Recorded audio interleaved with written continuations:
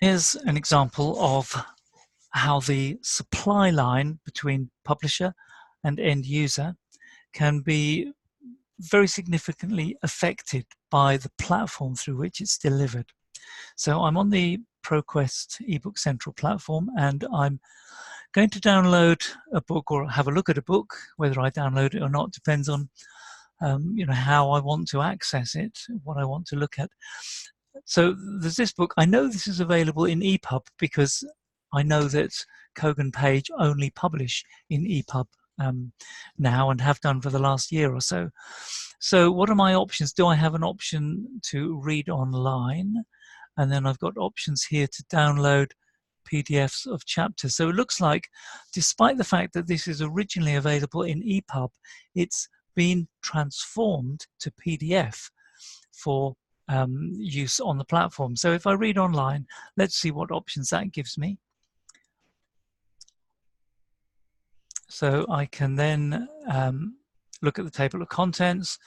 And so let's go through to blockchain, Bitcoin, and distributed ledgers.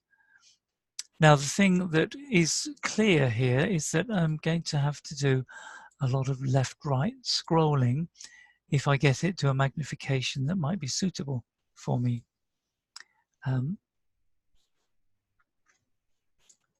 If I take it up to the maximum magnification,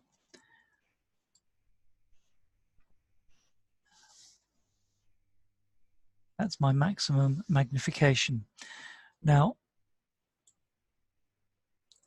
I can't get this to go back. There we are. Okay, so that's my magnification there, chapter 1. What can I do here? So I can magnify it, but when I magnify it, it doesn't reflow. So I'm having to do left-right scrolling. Can I use it with text-to-speech? Well, I can't select this.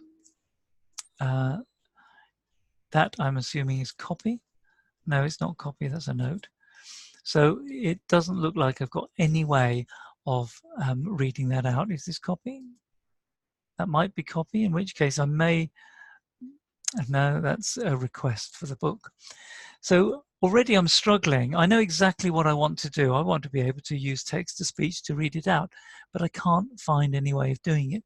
And the reason for that is quite simple. It's because there isn't one built in. But equally, if I try right-clicking to move it into, to read it with a clipboard reader of some sort, that's not going to happen either. So I can't magnify, can't reflow, can't change the background colors, although I might be able to do something using a plugin. So for example, here, if I use a high contrast plugin, I might be able to do some small changes like that.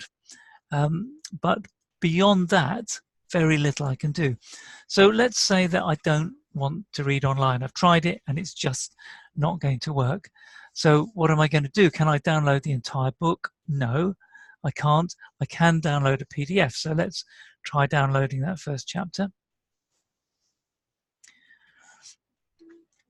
And now it appears like I can't download that either. If we were to download it in the PDF, I have no idea what that PDF would look like because I can't actually get to download it to see. I do, however,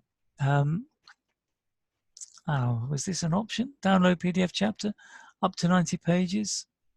No, I can only read the book for 5 minutes and request. However, I do have for that book, it looks like the library hasn't subscribed. I do have that book in the original EPUB format from the supplier. And so this is running in Edge browser, which is just about to stop support for EPUBs, which is ironic, but there are other tools that we could use.